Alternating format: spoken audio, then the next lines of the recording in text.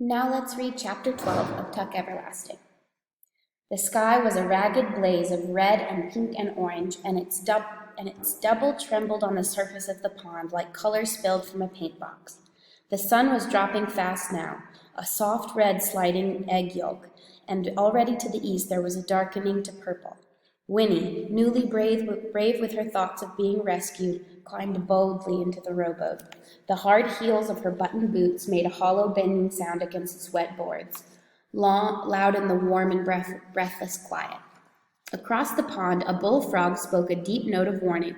Tuck climbed in too, pushing off and settling the oars into their locks, dipped them into the silty bottom in one strong pull. The rowboat slipped from the bank then, silently, and glided out, tall water grasses whispering away from its sides, releasing it. Here and there, the still surface of the water dimpled, and bright rings spread noiselessly and vanished. Feeding time, said Tuck softly, and Winnie, looking down, saw hosts of tiny insects skittering and skating on the surface. Best time of all for fishing, he said, when they come up to feed. He dragged on the oars, the rowboat slowed and began to drift gently towards the farthest end of the pond. It was so quiet that Winnie almost jumped when the bullfrog spoke again, and then from the tall pines and birches that ringed the pond, a wood thrush caroled. The silver notes were pure and clear and lovely. Know what that is all around us, Winnie? Said Tuck, his voice low. Life. Moving, growing, changing. Never the same 2 minutes together. This water, you look out at it every morning and it looks the same, but it ain't. All night long it's been moving, coming in through the stream back there to the west, slipping out through the stream down east here. Always quiet, always new, always moving on. You can't hardly see the current, can you? And sometimes the wind makes it look like it's going the other way, but it's always there. The water's always moving on, and someday, after a long while, it comes to the ocean. They drifted in silence for a time. The bullfrog spoke again, and from behind them, far back in some reedy secret place, another bullfrog answered. In the fading light, the trees along the banks were slowly losing their dimensions, flattening into silhouettes clipped from black paper and pasted to the paling sky.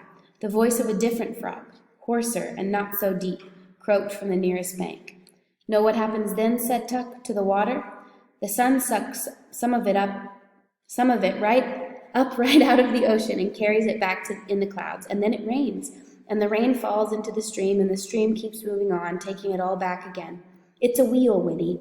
Everything's a wheel, turning and turning, never stopping. The frog is a part of it, and the bugs, and the fish, and the wood thrush, too, and people, but never the same ones, coming in new, always growing and changing and always moving on. That's the way it's supposed to be. That's the way it is. The rowboat had drifted at last to the end of the pond, but now its bow bumped into the rotting branches of a falling tree that thrust thick fingers into the water, and though the current pulled at it, dragging its stern sidewise, the boat was wedged and could not follow.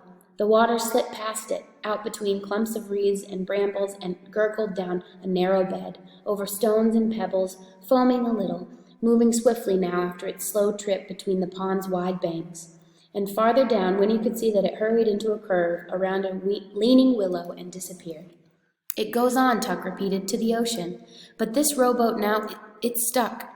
If we don't move it out ourselves, it would stay here forever, trying to get loose, but stuck. That's what us Tucks are, Winnie. Stuck so's we can't move on. We ain't part of the wheel no more. Dropped off, Winnie, left behind. And everywhere around us, things is moving and growing and changing. You, for instance, a child now, but someday a woman, and after that, moving on to make room for the new children. Winnie blinked, and all at once her mind was drowned with understanding of what he was saying. For she, yes, even she, would go out of the world willy-nilly someday.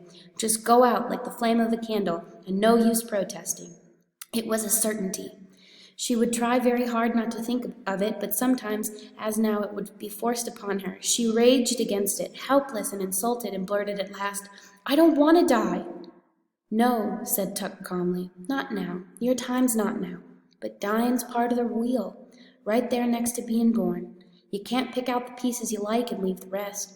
Being part of the whole thing, that's the blessing, but it's passing us by, us Tucks. Living's heavy work, but off to one side, the way we are, it's useless, too. It don't make sense. If I knowed how to climb back on the wheel, I'd do it in a minute. You can't have livin' without dyin', so you can't call it livin' what we got. We just are, we just be, like rocks beside the road. Tuck's voice was rough now, and Winnie, amazed, sat rigid. No one had ever talked to her of things like this before. I want to grow again, he said fiercely, and change, and if that means I gotta move on at the end of it, then I want that too. Listen, Winnie, it's something you don't find out how you feel until afterwards. If people knowed about the spring down there in Tree Gap, they'd all come running like pigs to slops. They'd trample each other, trying to get some of that water. That'd be bad enough, but afterwards, can you imagine? All the little ones little forever, all the old ones old forever. Can you picture what that means, forever? The wheel would keep going round, the water rolling by to the ocean, but the people would have turned into nothing but rocks by the side of the road, because they wouldn't know till after, and then it'd be too late. He peered at her, and Winnie saw that his face was pinched with the effort of explaining. Do you see now, child? Do you understand?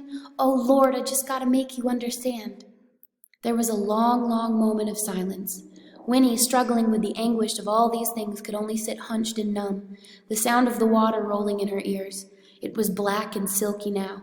It lapped at the sides of the rowboat and hurried on around them into the stream. And then, down the length of the pond, a voice rang out. It was Miles, and every word across the water came clearly to their ears. Pa, come back. Something's happened, Pa. The horse is gone. Can you hear me? Someone stole the horse.